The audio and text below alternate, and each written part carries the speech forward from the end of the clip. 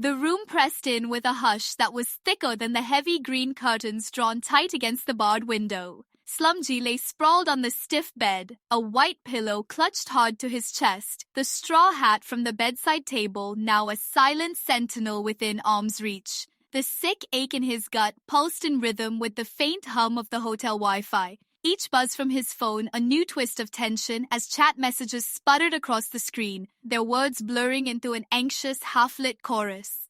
Even the soft warmth spilling from the bedside lamp felt interrogative, exposing him in small golden circles while the rest of the room hovered in shadow. Alone but never unwatched, he felt the weight of invisible eyes. Some behind the door, some through a peephole, some hidden in the wild, relentless scroll of chat, each one prying at his defenses, picking at the fear that maybe he wasn't as innocent or as alone as he dared whisper into that stifling, sleepless dark. A sudden, endless tide of symbols choked the chat window, each one a sharp black glyph crawling up the screen faster than SlumG could blink. The longer he stared, the more the symbols seemed to pulse and shift, as if Bunker Gamble's obsession was leaking out of the chat and into the room itself. Fingers tracing unseen patterns on the other side of the wall, scratching warnings into plaster he couldn't see but could almost feel beneath his palm. The pillow he clung to was no shield. It grew heavier, suffocating, as if it too had absorbed the threat, the sickly warmth of fever twisting into a cold sweat. With every buzz of his phone, he imagined footsteps in the corridor, the faint scrape of chalk or nail, Bunker's ritual performed just beyond his locked door, intent on marking him as the next target. Somewhere in the hush, SlumG tasted the memory of a hotel last winter when symbols appeared on his mirror overnight and realized with a lurch that no matter how tightly he wrapped himself in the bed's fragile comfort, the curse was already seeping in, hungry for confession and too patient to be denied. Just as the symbols began to fade from the screen, a new message burned itself into the chat with the finality of a verdict: scammer. The word, sent by Paradox Live, the same shadow who once tallied guest names in the lobby, who SlumG could almost picture now, whispering his crimes to the corridor shadows, landed like acid in his gut. His hand jerked, sweaty and trembling, tapping out the ban almost reflexively, but the silence that followed was heavier than any curse, as if the accusation had seeped out of the screen and into the very air of the room. For a long moment, SlumG lay there, heart thudding in his ears, unable to shake the feeling that the barred window and thick curtains were flimsy shields, that somewhere out in the hall, Paradox Live was scratching his name onto a list, one that would slip under his door before morning.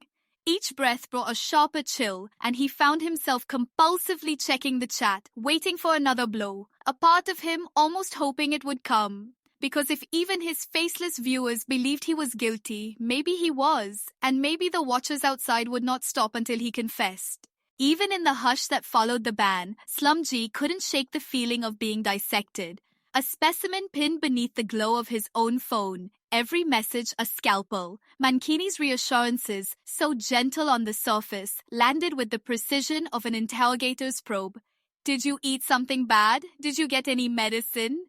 SlumG pictured him not at the front desk, but just outside the door, his head cocked, listening for the cough behind the wall. The grass's greener seven-fushed thought pressed on with travel questions that dug deeper than logistics, as if mapping his escape routes for him, or perhaps making sure there were none. Even backseat Emperor's cop emotes, flickering like blue lights in the dark, felt more like warnings than jokes. Reminders that there were eyes in the hallway, ears at the keyhole, waiting for a slip. Each digital voice in the room seemed to rearrange the shadows, and with every answer SlumG gave, he felt the air grow heavier, the pillow at his chest both a comfort and a barrier against questions he no longer trusted himself to answer honestly. The soft, rhythmic clapping started up again, impossibly regular, seeping through the wall behind his head. My Cambodia Saab Rotor Klaus TV, the night's ghost, keeping time when all else felt suspended. Each clap seemed to echo in SlumG's skull, a metronome for the sick worry knotting his stomach, pushing him to glance at the barred window where a shadow lingered.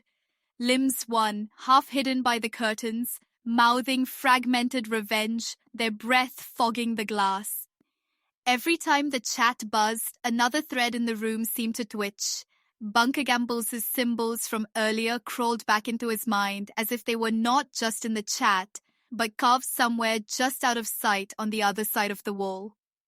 SlumG pressed the pillow tighter, feeling the rough straw of his hat dig into his forehead, and wondered whether the clapping was for him, whether the eyes in the hall and the words in the chat were pieces of a single, watching presence. He couldn't escape the thought that every time he blinked, something out there, behind the curtains or inside the phone, was drawing closer, and every sound or message was just another sign that the walls between his fever dreams and the watching world were wearing paper thin. Lying there in the hush, the weight of the straw hat pressing a strange heat across his brow, I started to whisper confessions to the dark, letting old doubts bubble up just to hear something besides the clapping and the static hum. Was I really innocent? Or had I brought this on myself, scammer in the chat and all? Was that just a joke? Or did it dig up something I tried to forget? My hands were sweating against the pillow, clutching it like a lifeline. And every time I closed my eyes, I saw Bunker Gambles' symbols burning behind my lids, as if they'd been scraped into my skin at some other nameless hotel, back when the rumors about me first slunk through the guest book. The more I tried to convince myself it was all in my head, the more the room seemed to conspire. The faint scent of stale fear in the sheets, the distant click of the night clerk's pen at the front desk, the memory of a voice, maybe my own, saying, "You deserve this." I tried to laugh, tried to reach for the comfort of the chat's noise, but every "hope you feel better soon" landed sharp as a stone. And in the end, all I could do was stare at the barred window and wonder if all those eyes, inside and out, could see right through me. Sleep crept in jagged, not gentle. One moment I was staring at the barred window, the next I was half dreaming, pulse thudding in my ears, every sound in the room magnified.